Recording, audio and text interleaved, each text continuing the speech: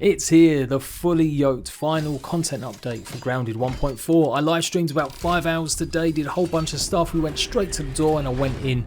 That was the first thing we did, even forgetting to go and visit the Ant Queens first. Don't do that. Make sure you go and mess around with the Ant Queens before you do this. But today I'm going to focus on what happens, how to get the YOKING station, how you're going to also be upgrading different types of candies that you'll be finding, and pretty much the nuances that we've come across so far. This isn't a full-on guide because I still need to do a bit more. I want to show off every single weapon. I'm going to go through some of them today. Not going to lie, this whole sequence is really cool. I absolutely love it. Obviously you do need to defeat the Was Queen, the end game Java-Matic, as well as the Broodmother and the Mantis bosses before you can get to this point. You get the big ass warning saying you can't go back. It will reset all of your Burgle chip progress. You'll have to go back through all the laboratories to get the super chips, but you do get a whole bunch of upgrade rocks respawn, as well as obviously the milk molars and raw science spawning in random different locations. So you haven't got all the milk molars from your general playthrough, you might want to do that first, as well as get as much raw science as you can. And that's the first thing I'm going to be talking about. Man, the weapons are expensive. I thought, yeah, absolutely my advice was to get some raw science before the update hit, but you will need hundreds of thousands of raw science if you want to try out all of the different weapons. So yes, new candies are appearing, and some of these shaped candies, different styles, will only appear in certain New Game Plus run-throughs. So you can see here I've got these variations, but it's still giving me just regular spicy shards. So if you have built up a big supply, you're going to do really well out of New Game Plus and having the stuff to go ahead and craft and make the new weapons.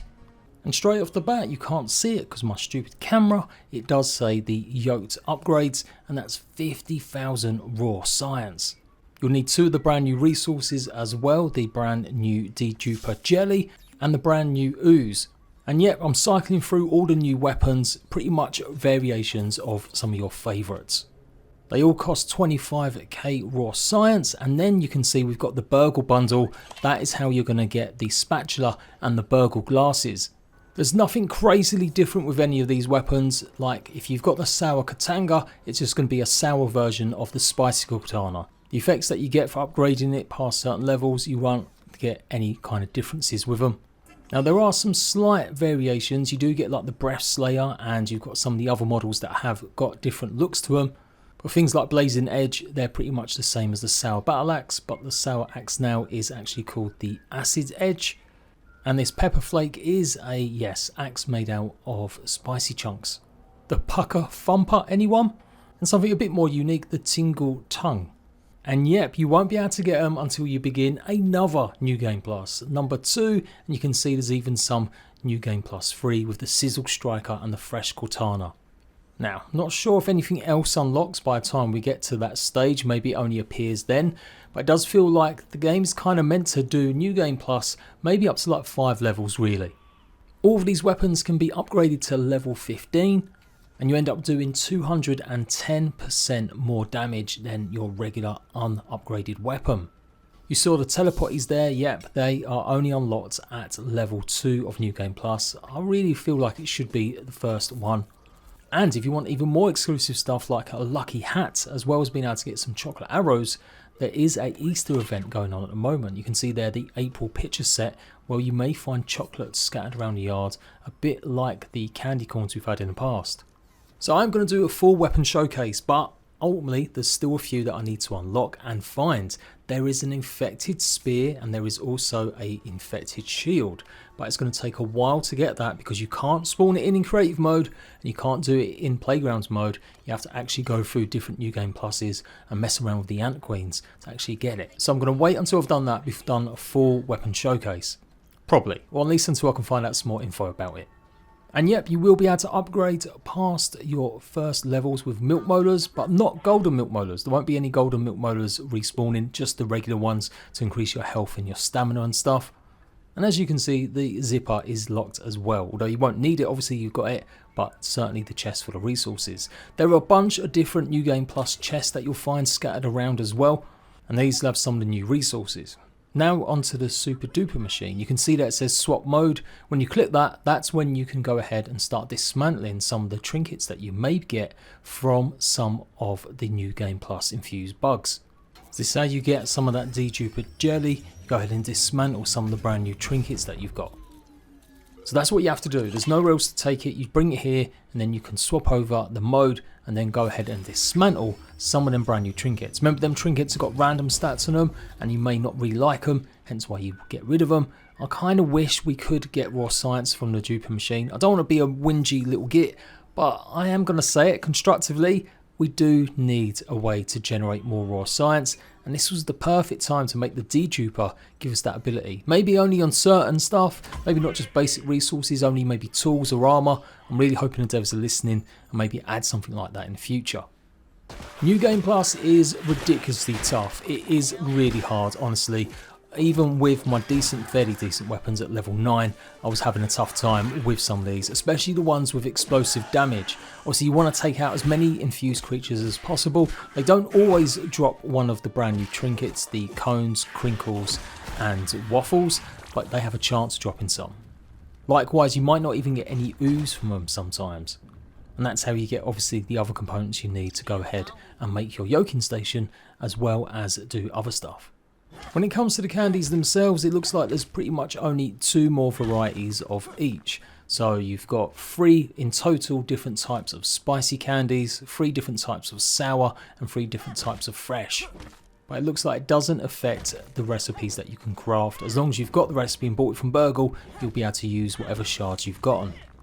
So I finally got enough raw science, the 50k, to go ahead and buy it, and you can see here we need 5 of that deduper jelly, 5 supreme whetstone, 5 supreme plating, and you're going to need a broodmother infused ooze. Yes, you're going to have to fight against the infused broodmother with max upgraded weapons of level 9. You will be able to craft some new ones, but you won't be able to go beyond that until you get the yoking station. And then you'll be able to go ahead and upgrade up to level 15 once you've got the yoking station down.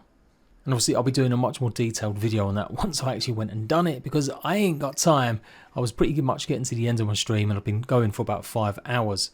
But I did quickly go over to Playgrounds mode, put one down and start looking at some of these in a little bit more detail. So the variations of the mint mace, the sizzle striker and the sour one are going to need 2 deduper jellies. And you can actually use the yoking station to upgrade from 0 all the way up to 9 if you have found a new weapon. You don't need the older one. Both variations of this weapon had exactly the same combo effect at the end, the final aftershock. You can see me there just rushing through all the upgrades. But wait, you're going to have to get some fusion crystals. Yes, it's not that easy. Effectively the upgrade beyond the candy jewels that you're going to need. And you'll be combining some of the ooze to go ahead and make these fusion brand new crystals, whoopee, to go ahead and then get them upgrades up to level 15. It's a hell of a lot of grind. I'm reluctant to say it, but I'm not sure it's an amazing idea. There's a huge amount of grind for these new weapons and stuff, and it is really only going to tailor or cater towards a real hardcore that wants to carry on playing Grounded over and over again. Now, as someone that's got 1,000 hours in the game, I could happily keep going. I actually enjoy Grounded still. I've not really got sick of it, but my limits probably would be tested on the tedium that's going to come from this. Initially, anyway, that was my first thought. Kind of going to be a bit of a rough ride the first time. Of course, by the time you go through the second New Game Plus, you'll have made the yoking station already. So there's 50,000 raw science that you'll be able to say. You won't have to make it again. You'd have done some run-throughs, you probably have bought some of the recipes for some of the new weapons as well. And so it should in theory get a bit easier, the grind becomes a bit easier as you get more power leveled stuff, and that's just normal gameplay, right?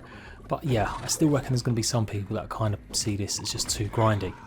There's not as many new creatures as you would think in terms of fusion ones running around. And I guess you could take more advantage of the duping machine to go ahead and get more if you've got lots of raw science. That's one good thing, you do earn a fair amount of raw science. It only took me about maybe 45 minutes to get from 15,000 raw science to the 50,000 that I needed. And that's where we're at. That's exactly how you upgrade at the moment. Like I said, we're going to work through all the weapons, going to find the secret ones and show you stuff to do with the event and the chocolates that are running around the yard for Easter as well. But for sure, I can't simply use my cheat engine this time to go through and unlock a bunch of stuff. I tried going through multiple New Game Pluses, but you do generally have to do it legit unless I can find another way, because I did want to see if anything else would unlock or any crazy stuff. You expect stuff to change cosmetically. There are some new spawn points for creatures, although not as crazy as you'd think. Basically, I saw a few Black Ox beetles running around the lower grassland area and maybe some moths near the picnic table. That was pretty much it in my first run.